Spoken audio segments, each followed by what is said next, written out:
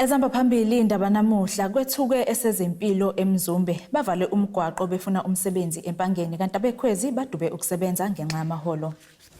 Lezi izindaba ze1KZNTV fundelo samukeliso kanqulunga ekubingelele mbukeli. Ungqongqoshe wezempilo esifundazweni KwaZulu-Natal noMagugu Simelane Zulu uvuleke isikhungo sezempilo eMzumbe ogwini luseningizimu nelikaMthaniya esiqanjwe ngeshoshovu senkululeko umfundo olushaba. uSimelane Zulu uthi akakholwa ukuthi umphakathi aweneme ngokuqanjwa kwalesikhungo ngaleshoshovu esasilwela ukukhululeka kwabantu. Usho kanjena ngenkathi ekhuluma nomphakathi obuhambele lo mcimbi wokuvulwa nokuqanjwa kwalesi sibhedlela. Ungqongqoshe umnyango wezempilo esifundazweni KwaZulu-Natal uhambele indawo yaseMzumbe ukuyovula isibhedlela esincane imfundo lushaba Community Health Care Center nalapho eveze ukungenami kwakhe njengoba kunezinsolo zokuthi kuneqhiqabane lomphakathi elingeneme ngokuqanjwa kwalesikhungo. I do not believe abantu baseMzumbe are not happy ngokuthi i-Community Health Care Center esevisa bona isibizwa ngegama abalaziyo nabarelate kulona. Not just abarelate kulona but abaziyo ukuthi umuntu owaba ne-impact ekshintsheni impilo zabo. Le ndawo isiyayitsekuyona futhi usizo kade ngixoxela it used to be an open ground. I-ground ababedlalela kulona beyabafana. But i-ground ngesikhathi be-conscientize be-realize ukuthi bahleli ngaphansi kwengcindezelo ababehlangana kulona and uma behlangene kube khona abaqhamuka kwezinye inhlangano babahuphe ngezibhamu nemkhonto. So where we are today is not just isibhedlela esivulwayo nesinikwa igama eli-appropriate, but it's symbolic. It's symbolic to abantu baseMzumbe. Kanti uSimelane uthi kubalekile ukulotshwa komlando ukuze isizukulwane singalahlekelwa imvelaphi yaso. I would not be surprised if younger people today do not know of Comrade Umfundo, as Comrade Usizo was saying. Because as human beings, we tend to not celebrate our own people enough. We also do not do enough documentation of our history so that all of those that come behind us know what we have been through. This is a challenge. It's a challenge kithina sonke. It's not all of us who can write. Bakhona abakwazi ukubhala.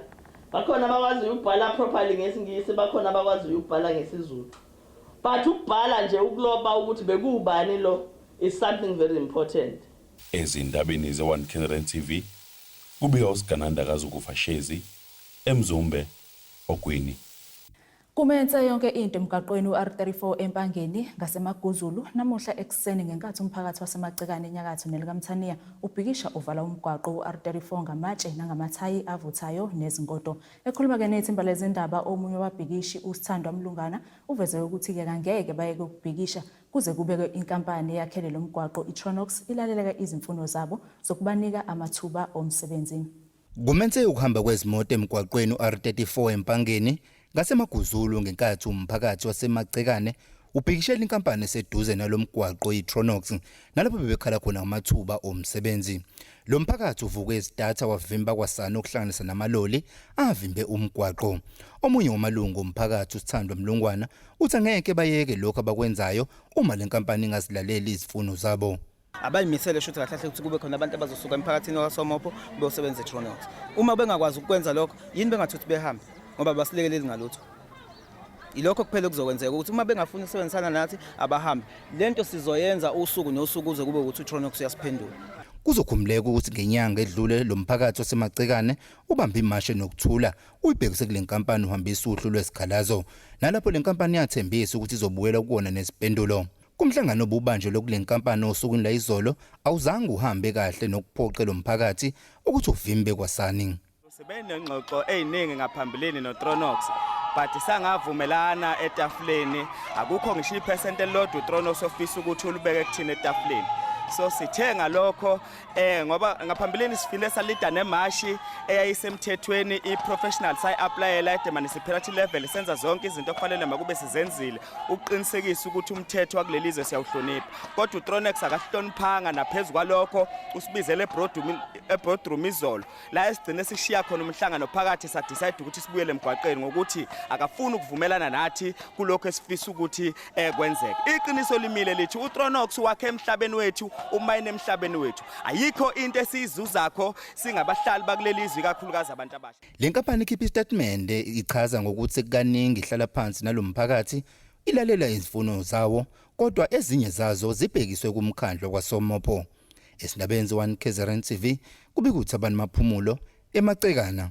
Abashayeli benkampani yamabhasi iKhwezi ahambela elokishini lasesikhaleni enyakatho eKwaZulu-Natal bamisense ukusebenza kwalamabhasi athutha umphakathi besola abaphathi balenkampani ngokuthi ke banciphise imiholo yabo kusukela kwaqala umvalelandlini ngenxa yeCovid-19 ngonyaka oyedlule. Omunye ke ungathandanga kuba igama lakhe lidalulwa ekhuluma neziko lezindaba uthi ke ngalimali abayiholayo sekunzima ngisho ukukhokha izikweletu abazenza ngaphambilini kokuba ke umqashi enciphise imiholo yabo.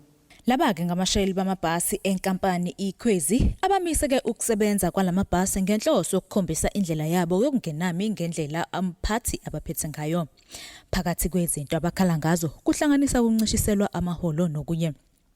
Njengoba behleli lana-ke ngaphansi kwesihlahla bathi ayi ngoba betelekile kodwa lena indlela yokuzwakalisa izikhalazo zabo. Kule nkampani kunabasebenzi abanye abafile ngenxa yesiqhatho umqashi.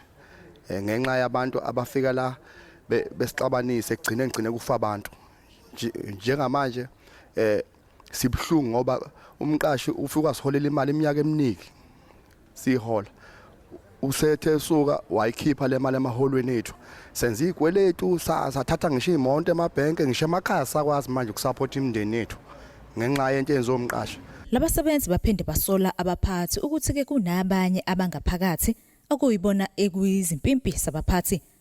Umphathi sibona ngathi uyasiqhatha thina ngoba uma kunenkinga ulanda abantu lena bethi abazolandela amabhasi ngezimoto nezibhamu akukhona uxazulula lokho ngoba umsebenzi kumele ehlale phansi kuxoxiswane thina silinde yena enze into esimpule abuyise akhiphela abantu abafo siqhubeke nokusebenza ezazohlela nathi phansi axoxisane nathi qhutshwe ke phambili mase sesokadwa ngebhamu sesikhona ukusebenza lokho. Bathi ke njengoba selokhu kwaqala iCovid-19 ngonyaka owedlule bebesebenza kanzima zingekho kwenezivikelo kodwa namanje umqashi konke lokho ukushaya indiva. Emabhasini kuthola abantu abawu30 beneCovid besisebenza thina wasidlela insuku wasixeba nje UF so sibhlungu sagula abagulayo ngisho imathole lokusebenza ingekho besisebenza nje manje uNkulunkulu siyaphila sicela imali yethu akasinika yona siqala ukusebenza la u481 no70 rand akawuthathile manje asibuyisele lo mali asinayo inkinga soqhubeka sisebenza. Imizamo yokuthola abaphathi balenkampani ayibanga impumelelo kuze kwashaya isikhathi sokuba udaba lungene emoyeni. Owesilisa wasedlangezwe owenza umsebenzi okuhlobisa izakhiwo uThuthukani Mangazi uthi ke ubone kufanele ukuthi adlulisele lolwazi analo entsheni kwaziseke amathuba omsebenzi ayimvela kancane. Ekhuluma ke ethimba lezindaba lo1KZNTV uMangazi uveze ukuthi ke lokhu intsha engakusebenzisa ukuze ikwazi ukubeka ukudla etafuleni. Elakuleli linenqwaba yezibalo zabantu abangasebenzi okuhlanganisa nesibalo esiphezulu sentsha. uThuthukani Mangazi owenza lo msebenzi okuhlobisa izakhiwo usevulela intshi ithuba ukuba incele kogwansile njengoba amathuba omsebenzi eyimvela kancane. Ekhuluma nethimba lesindaba le1KZNTV kenkathi benza lo msebenzi okuqeqesha intsha uveze ukuthi lokhu intsha ingakwazi ukuziphilisa ngakho. Saqoqana siyintsha ukuze sikwazi ukuthi abanye bethu bephume ezidakamizweni bephume kuyo yonke into ebugebengweni. Sizama ukuthi sibe namakhono esizokwazi ukwenza ngoba imisebenzi ayisatholakali. Umuntu mase enze umsebenzi kanjena uzokwazi ukuthi ayihambe yoyifunela naye imisebenzi akwazi ukuxosha ikade eziko. Lo msebenzi ubathatha isikhathi esingangosuku ukuthi bawuphothule. Lolu hlelo luzosiza kakhulu intsha kuba ingabe uvanzi igcina seyenza izinto ezingalungile njengoba amathuba omsebenzi eyimvela kancane kuleli. Abahlomlile ngolwazi lwalomsebenzi wezandla bazwakalisa okukhulu ukujabula kwazise nabo sebezokwazi ukuthi benze ukuthile ukuze bathole ukuya ngasethunjini.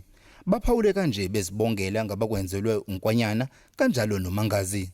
ikwasela uzosiza la endaweni ebenathi sibone izindlu zethu seyizokwazi izindlu zethu ithuthuke zibe zinhle ukuthi intsha yethu le ingakwazi uhambe ngena kuzo zonke izinto isitshontshele idlida kamesenzana uma ingaqhubeka kanjena nje ayizibona ngathi kobe kukahle kakhulu. Sithanda ukudlulisa ukubonga ngento esenzelwe umkhulu u3 second ngethuba lokuthi asinikeze sikwazi ukufunda imisebenzi yezandla.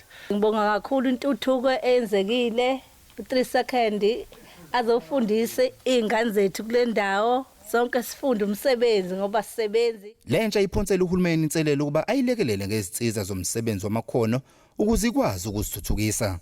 Ezindabeni ze1KZNTV kubikuthi abantu maphumulo edlangezwa. Bukeleke sibheke engosini yezomnotho.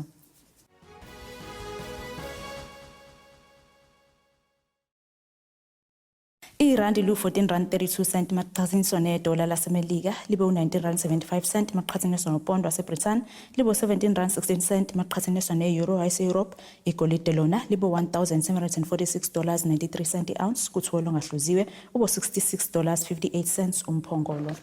Bukeleke sibheke engosini yezemidlalo.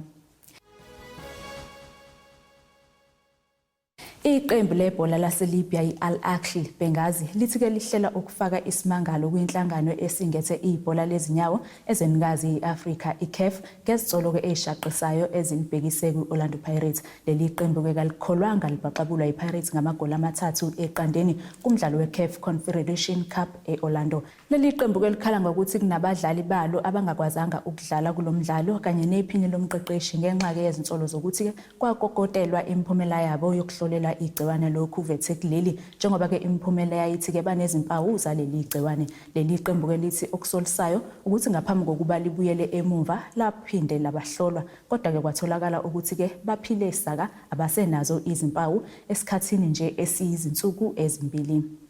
Bukeleke nasi isimo sezulu esingalindeleka osukwini lakusasa. Empangeni sikhona ihlambana zemvula ezingalindeleka amazinga okushisa u14 kuya 21 degrees, eThekwini u15 kuya 22 degrees, Mgungundlovu ngasibomvu u8 kuya 19 degrees, Olonde Mashona u11 kuya 21 degrees, eXhobel Mantente u5 kuya 17 degrees, Phethe ngeFriday Philidi u6 kuya 18 degrees. Bukeleke ingakho besikuphathele zona osukwini namhlanje mina nawe sihlangana kusasa futhi ngasesikhathi esifanayo ngifisela ubusuku obuhle.